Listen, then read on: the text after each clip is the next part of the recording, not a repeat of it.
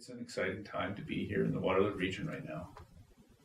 In 2004, adopted the Economic Development Investment Fund, which is a very significant commitment. It amounted to $110 million of new funding for major strategic economic development projects in the city.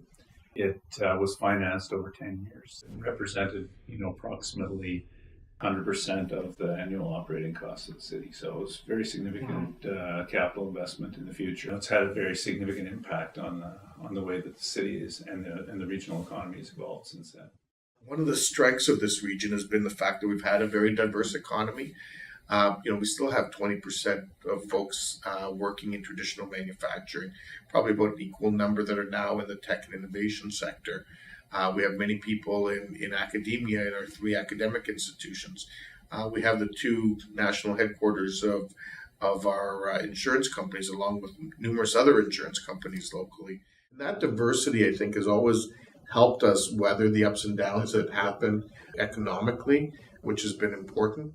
Kitchener alone has about $1.2 billion in building permits in the downtown in the next 24 months based on the investments of the ION LRT.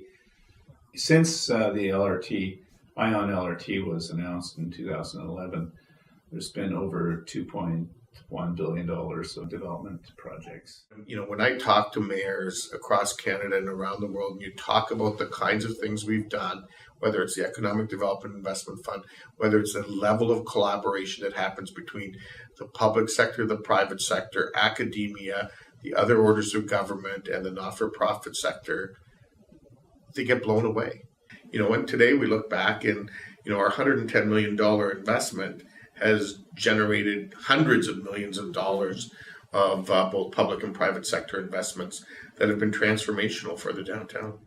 That capacity for innovation and embracing the future, that gives this region tremendous resilience. It was probably not until well into 2010 that people said, yes, this economy is changing now as a result. The city is changing as a result of those investments.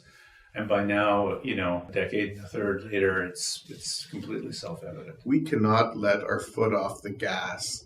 Fortunately, I think there's lots of forces in the community that will make sure we continue to stay focused in that regard and move things forward. We need to make sure we continue to stay focused on what that goal is, work collaboratively, and quite frankly, make sure that this region, this corridor, and Canada are top of mind by both by investors and by talent around the world when they're looking where to locate.